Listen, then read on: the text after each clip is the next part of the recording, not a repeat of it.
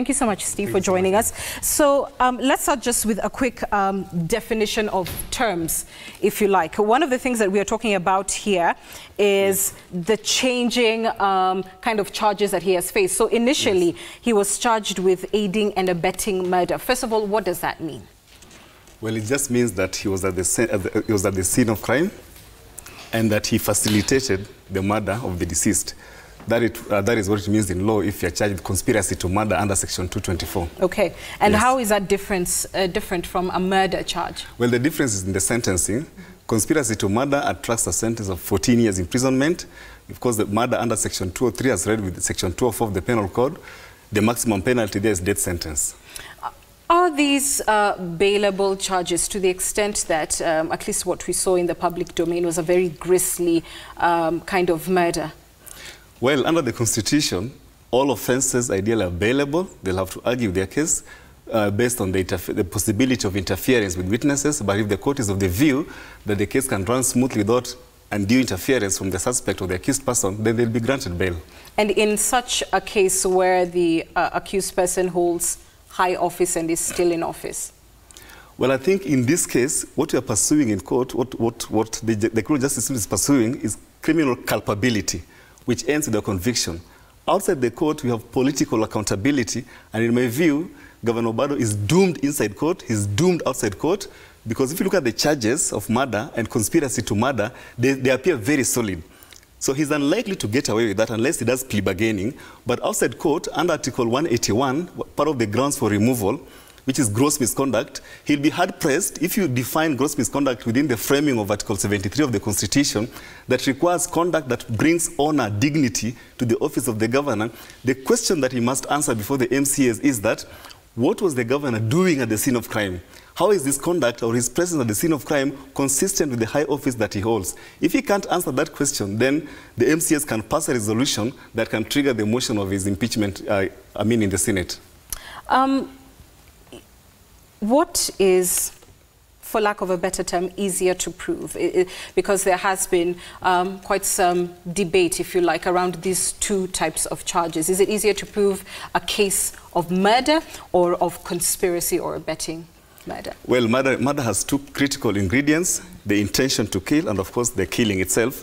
Conspiracy to murder just means that you have the organizing philosophy to commit that offense. It's easier to, so far from assessing from the evidence that is trickling out, it's easier to establish the offense of conspiracy to murder, because if he was put at the scene of crime, the question that he must answer, what was he doing at the scene of crime?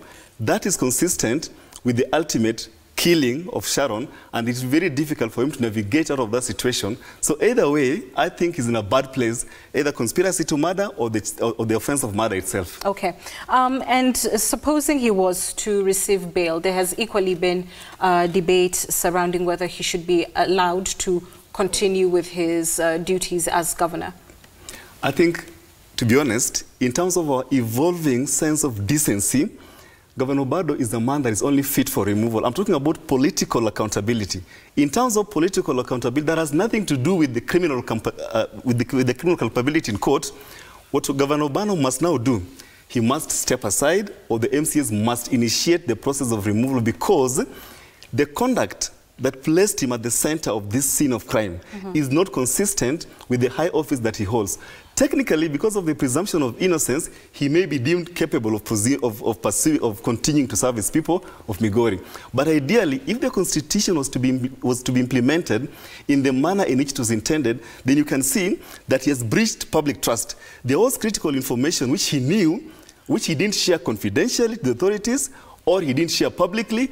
Once the ODPP shares part of the evidence it seeks to rely on, the MCAs will begin to ask the question, if you knew this lady was kidnapped and you knew that she was missing, ultimately she was murdered, the only information trickling out is the subsequent summons by the police, and then now placing it, what did you do to help investigation? So I think looking at his conduct in overall, ideally Governor Obado should not return to office.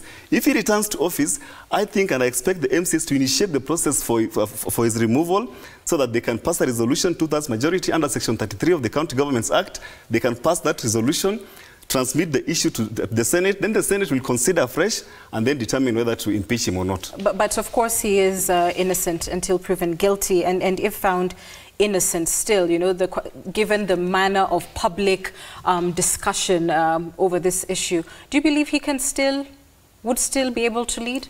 If he's cleared, technically he'd be able to assume to resume duties, but I'm saying that there's a lower threshold in terms of preservation of public confidence, preservation of the dignity and honor of that office by acting in a manner that is consistent with the high office that you hold.